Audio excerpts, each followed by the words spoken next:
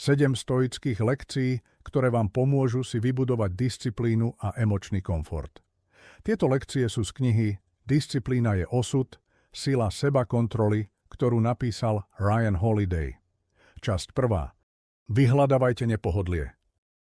Seneca bol bohatý muž. Zdedil majetok po svojom otcovi a úspešne investoval po celej rímskej ríši, no aj napriek bohatstvu sa pravidelne vystavoval nepohodliu. Niekoľko dní žil v obnosenom oblečení, spal na tvrdej zemi a jedol len suchý chlieb a pil vodu. Prečo to robil? Chcel sa uistiť, že dokáže prežiť aj v podmienkach, ktorých sa mnohí jeho bohatí priatelia desili. Tí žili v strachu zo straty svojho komfortu. Seneca im preto hovoril: toho sa bojíš? Tak si to vyskúšaj.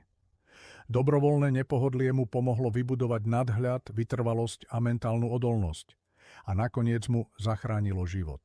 Keď cisár Nero, známy svojou krutosťou, chcel Seneku pripraviť o všetko, Seneca mu ponúkol celý svoj majetok. Nero bol v šoku. Nedokázal pochopiť, ako sa niekto môže dobrovoľne vzdať všetkého. A teraz sa zamyslí, prečo by sme mali kráčať pešo, keď môžeme ísť autom? Prečo by sme mali dvíhať ťažké veci, keď to za nás môže urobiť niekto iný?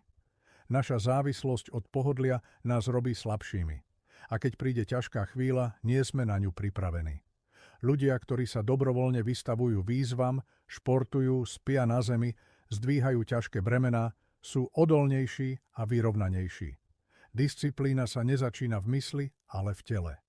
A keď sa naučíme znášať nepohodlie dobrovoľne, budeme silnejší, keď nám ho život prinesie nedobrovoľne. Nezabúdaj, dobrý život netrvá večne. Buď pripravený.